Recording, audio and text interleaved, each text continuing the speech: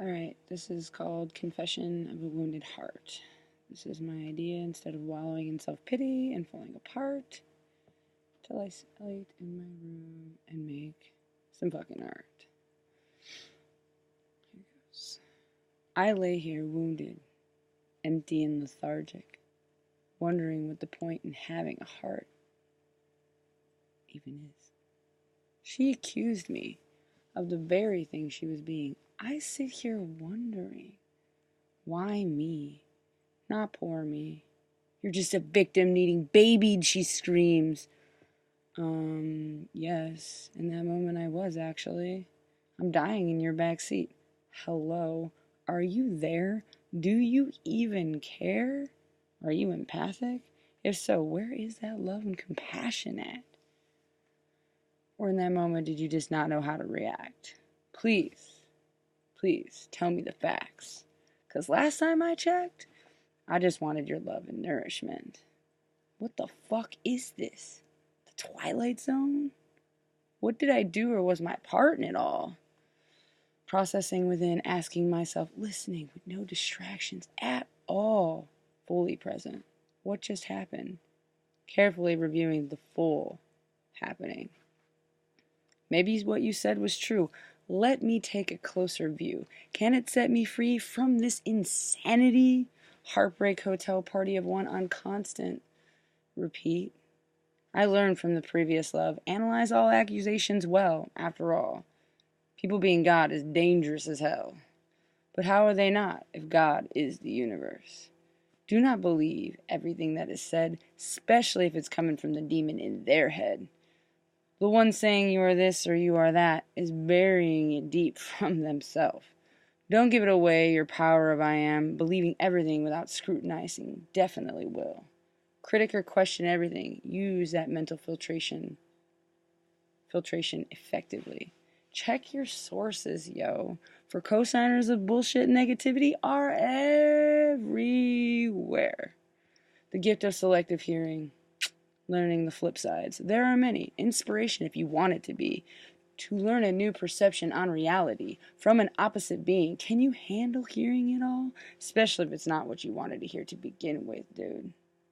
Now can you apply it, or will you just deny it? Go ahead and justify it. Place blame, place shame. Go ahead, after all, it's your game. Your life. Will you choose to have constant strife? Pause when agitated, they say. Axis of wisdom when one thinks this way. 'Cause fight or flight leads to nothing but emotional pain. Experiential learners causing harm from reactions. Maybe if they could pause before instead of just after. Wouldn't have to fuck up, learn from disaster. Tuning into those angels inside, as well as others, is work. Many do not even have the conscious connection with the voice of hope to begin with. The coach to the critic, maintaining connection with both, feeling the affirmations of greatness. For me, that was the hard part, only because I thought I sucked. So I cannot just believe what she says, especially without filtration of thought and presence. I sit my growth. I see my growth in this now. Suddenly the answers all come. The way it was medicine to me all along. Seeing both sides of the equations for myself, by myself. What a gift. Holding on for that miracle when wanting to quit. No longer do I need people to tell me what I am or am not. People to tell me what it is or is not. Labels or learned vocabulary on the subject. Isn't it all really just relevant? I do not need opinions. They are like assholes. Everyone's got one. Usually riddled with personal motives, experience, or biased. Especially if not discussed in a talking circle of love and trust. With all parties present to speak on behalf of themselves and the experiences. Where is the justice? I do not need someone's solution. I find that myself. I do not need someone to listen or just process with me. Let me have my experience. Let you have it with me. Without gossip or outside influence, you see. I can listen and choose wisely. After all, my guidance comes from within now. Not external sources like friends. Do not need others to say what it is for me. Warp my perception to their own reality. Label it and put it in a box. We will call it their judgments. I know how to take what I want and leave the rest. I see the sum of all parts equals the whole in it. Demon and angel, light and dark, positive and negative, self-love or self-critic. In us all at the same time, no less. Not many possess the eye of whole reality. True witness. Which voice do you listen to? Do you choose wisely? Why not both constantly, weighing the pros and cons systematically? Are you aware of how you see yourself, other situations? It's everything. If you only see one side, then you're blindly advising. She accused me of the very thing she was, so I sit here analyzing. How was it true? How was it not? These are the questions I ask myself. Focus on the patterns of attention at hand. See only negative, it is dark, my friend. See only positive, it is willfully ignorant. And then it is so. Where did all these shades of gray go? Lord, nobody knows. Good and bad can be at the same time. Didn't you know? We see in others what we see in ourselves. Watch out for other people's demons in processing them. You may awaken your own. Walk on old brain trails. You may absorb their demons, get possessed by their behaviors. Monkey see, monkey usually do. Monkey, why not see how you are, change from that mirror, not into the mirror reflecting back at you. Now repeat. When she left me, it was with a better perception of the self, you see. Change that tape we did. Oopsie, was it too much? Did it flip from pride in reverse? False pride, self-loathing to pride? Are you stuck on a program loop? Is it all I am wrong or I do no wrong? Very linear-like. It is a matter of fact both are happening all at once and in an instant. Can you only see one side of this? If so, oh no. Did you not know? Best to not think you do not know anything at all until it all unfolds. All or nothing beings, usually like that with everything. Missing out on the flow of infinite possibilities. They think they are so great, or they think they suck.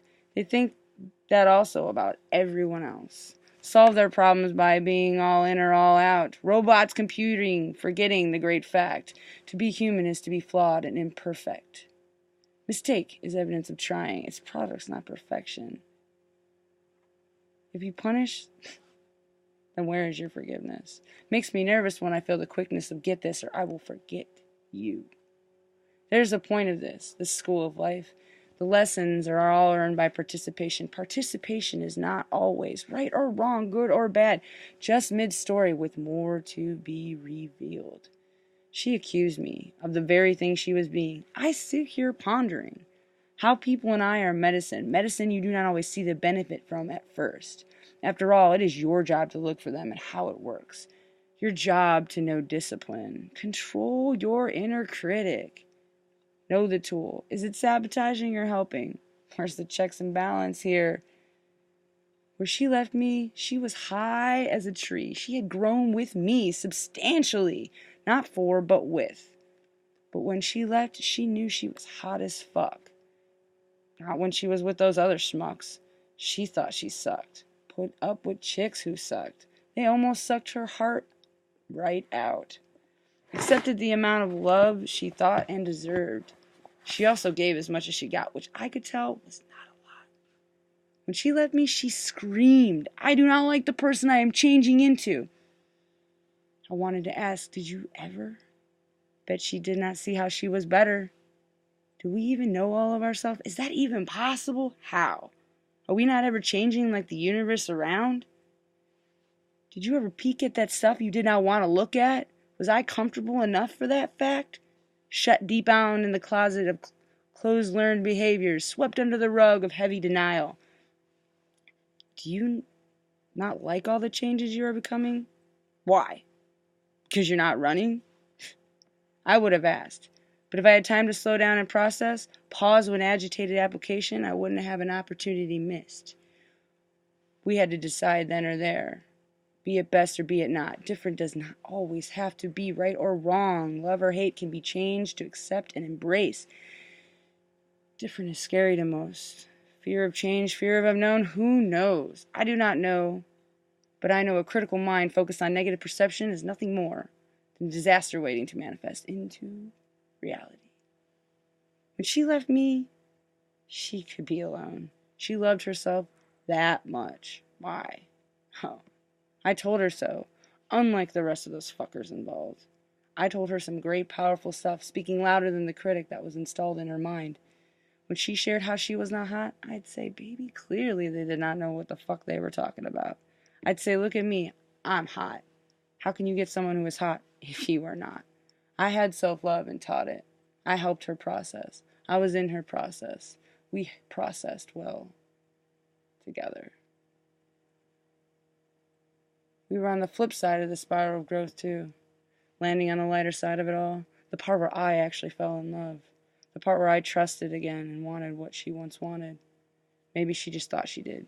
Maybe she just subconsciously wanted it and didn't even know maybe she just subconsciously wanted what she wouldn't get. I guess I was not an obsession like the last. I guess I was not unobtainable infatuation of this trickster mind at hand.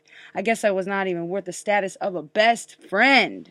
I guess I was not worth being called the one. Definitely not worth hearing, we are one. No talks about telepathy, connecting to each other eternally, especially not without the fun party favorite LSD. Just good old-fashioned sexual energy. Dare not talk about marriage. I do not belong in her future, she says. That is reserved for the one and only star child, her best friend. Told me that even. Wow, way to install a sense of security. Never talks about how I'm the dream girl. I was not allowed in that wishful, hopeful imagination of her future realms. That was reserved only for the ex, the one she never even had or was wanted by or with. Once I said she was not my dream girl too, but I finished it with, you are beyond my imagination, girl. She was all that I loved about the exes, all the I wishes, and then some divine selection. Thank God for that, because what I used to want always killed me in the end. She accused me of the very thing she was being. I sit here remembering what it's like to be reawaken each other's hearts, reawaken healthy mind, body, and spirits, being cooperative, not codependent. Awaken radical revolutions of the mind together, controlling light, space, and time together. I sit here wondering, were we just a short dose of medicine for each other? We healed ourselves and each other, and now we are done. Symbiotic growth pattern just coming to an end. Team of one now flying solo. Are we all of a sudden done challenging each other? Has the inspiration faded? Are we what we needed to be? Different? Are we the best versions of ourselves that we could possibly have been with one another? In all ways now, with all happenings. You're right, we were the best effective team ever. A lesbian power couple. We did not even need each other. We wanted each other. Until she did not. And now I'm left thinking, how the fuck can I find another one like that? Wondering if maybe one day you will wake up to what you accused in yourself.